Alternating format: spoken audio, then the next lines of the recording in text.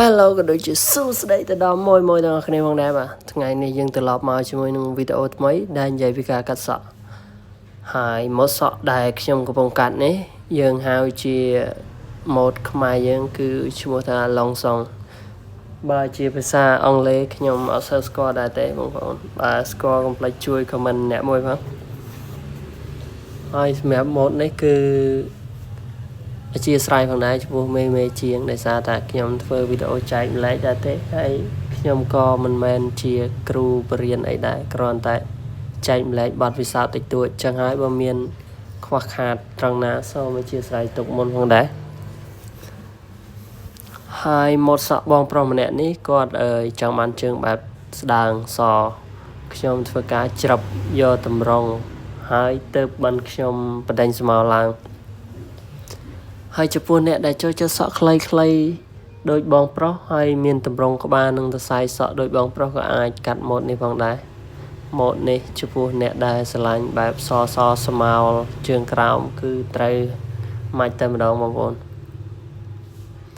ហើយបន្ទាប់ពីច្រាប់យកតម្រងហើយខ្ញុំយកលេខ1ឈូសលេខ1បដិញស្មៅបន្ទាប់ពីលេខ1មកខ្ញុំយកលេខកន្លះ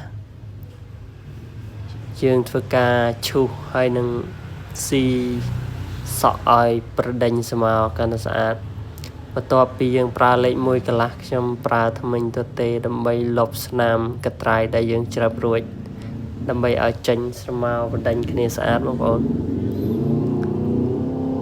ហើយចំពោះទីតាំងបងប្អូនគឺស្ថិតនៅក្រុងប៉ោយប៉ែតចិត្តក្រាសាំងចុងស្រល់ចឹងហើយអ្នកដែលនៅប៉ោយប៉ែតកុំភ្លេចមកសាកទឹកដៃខ្ញុំទាំងអស់គ្នាបើសិនជាចូលចិត្តនៅទឹកដៃរបស់ខ្ញុំកុំភ្លេចជួយ comment អ្នកមួយផងហើយបន្ទាប់ពីយើងបដិញស្មៅហើយយើងទ្របក្រាស់បងប្អូនដើម្បីឲ្យសក់វាស៊ីគ្នាកុំឲ្យមានសល់បន្ទាប់មកយើងផ្លុំសក់ឲ្យស្អាតហើយយើងយកកត្រៃច្រាប់យករាងបន្ទាប់មកទៅយើងកោរវាឲ្យចេញរាងកាន់តែស្អាតផងដែរហើយចំពោះវីដេអូនេះបើសិនជាមានចំណុចខ្វះខាតក៏ដូចជាខុសឆ្គងខ្ញុំបាននិយាយទៅមិនសមរម្យត្រង់ណាសូមអធិស្ឋានទុកមុនផងដែរបងប្អូនដោយសារតែខ្ញុំមិនសូវកែនិយាយទេចឹងហើយខ្វះខាតត្រង់ណាជួយ comment បន្ថែមសម្រាប់ខ្ញុំផងហើយបន្ទាប់ពីកាត់រួចខ្ញុំឲ្យកញ្ចក់ភ្ញៀវមើលតែគាត់អូខេឬក៏អត់គាត់ក៏បានងក់បើថាអូខេ